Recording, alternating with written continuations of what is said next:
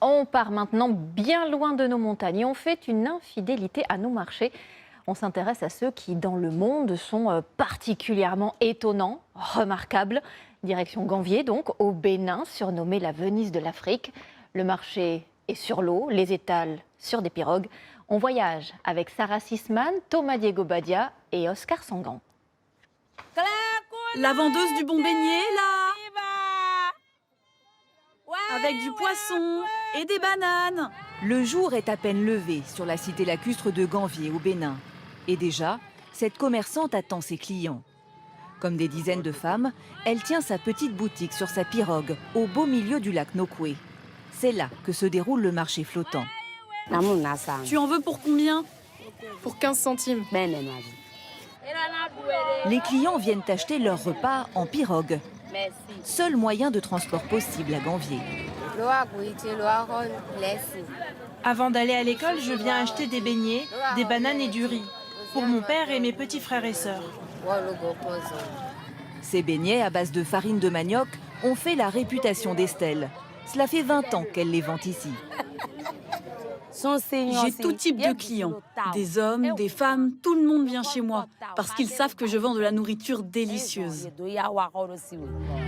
Le marché flottant, un rendez-vous incontournable dans celle que l'on surnomme la Venise de l'Afrique. Une cité lacustre construite il y a 3 siècles, parsemée de maisons en bois sur pilotis, avec son mode de vie si particulier. Adèle vit dans l'une de ces maisons avec son mari et ses 4 enfants. Chaque matin aux aurores, la jeune femme prépare ses paniers.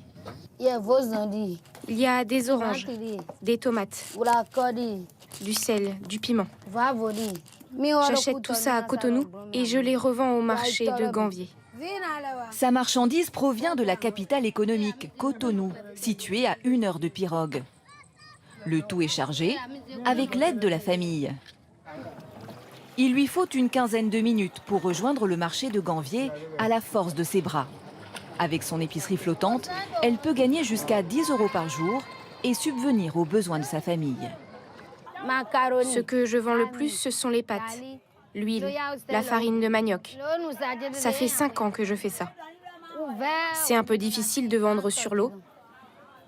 Les gens doivent ramer pour venir faire leur marché. Et moi aussi, je rame. Donc c'est un peu difficile. Il faut ramer et négocier. Un autre sport quotidien. Les pâtes, c'est 1 € le paquet. Fais-les-moi à moitié prix. Non, c'est 1 €. Faire son marché sur l'eau peut paraître original pour les étrangers. Mais pour moi, c'est naturel. Je le fais tous les jours. Légumes, mais aussi vêtements et même du bois. On trouve de tout au marché de Ganvié. Les commerçants du marché flottant jouent un rôle essentiel. Grâce à elles, les 40 000 habitants de cette cité lacustre peuvent acheter de quoi se nourrir, s'habiller. Si la plupart des marchandises viennent de Cotonou, à 1 heure de pirogue, certaines sont produites ici. C'est le cas de ce poisson fraîchement pêché, l'une des seules ressources disponibles à Ganvié.